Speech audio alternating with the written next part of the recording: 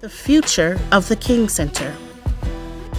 I see the King Center as an institution that prepares emerging and next generation leaders from all sectors of life to be the kind of leaders who will lead this country with integrity, with compassion, with courage, with conviction, and to becoming a more morally excellent nation. All right, we ready to go, sir.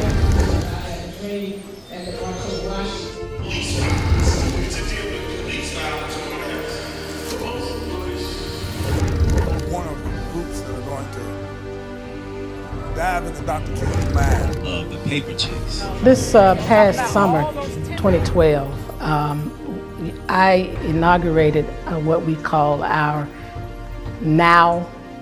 encounter. And that N.O.W. stands for Nonviolence Opportunity Watch. And I thought about everything that happened with Trayvon Martin and the gentleman that killed Trayvon Martin.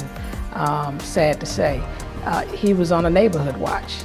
But imagine if he had been exposed to and developed in Kingian nonviolence. That same gentleman, in the face of whatever encounter he may have had with Trayvon Martin, it would have turned out totally different, because you know, it's looking for opportunities to employ nonviolence. That's exactly what it is. You as a young person, we want to prepare you to be ambassadors in the environments that you find yourselves in. Me being one of the products of this generation, I feel like a lot of the nonviolent movement, a lot of the elements of the nonviolent movement are things that are applicable to the situations that a lot of kids incur today. And it is essential if we want to combat a problem of violence and structural violence, you know, institutions, we have to combat that with principles that facilitate a cure for that violence. I felt that the young people needed to see the real places where a lot of the movement took place.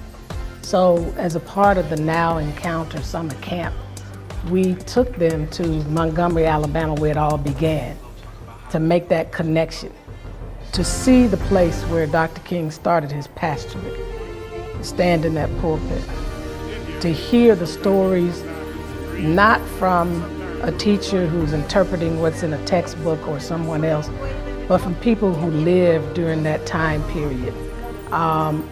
To go to the parsonage that was bombed, that my mother was in the house with my sister, and to hear about my father's, what I call it his baptism in the Holy Spirit. Know what he said happened right here in this kitchen? All of the fears left him. It was a turning point, a defining moment, a revelation, a word from God. It was an epiphany. And you heard it crystal clear the night before he was murdered in Memphis. What did he say? He said, I'm happy tonight.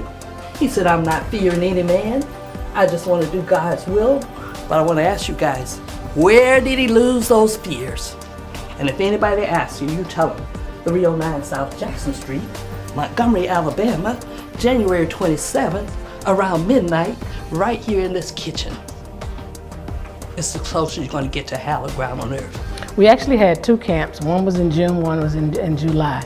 The July camp was really very diverse. I would like to say thank you for allowing us the opportunity to meet the other teenagers and make strong friendship with them. Thank you also for teaching us the principles of nonviolence, which we can apply to Cyprus in order to work for beloved community. The Cyprus kids went back to Cyprus, and as a part of their graduation from their Cyprus Friendship Program, actually presented those principles at their graduation. So it has stuck with them.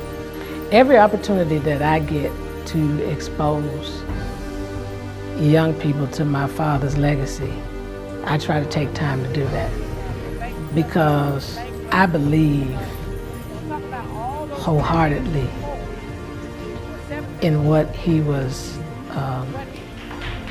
teaching us, and of the dire need for it today.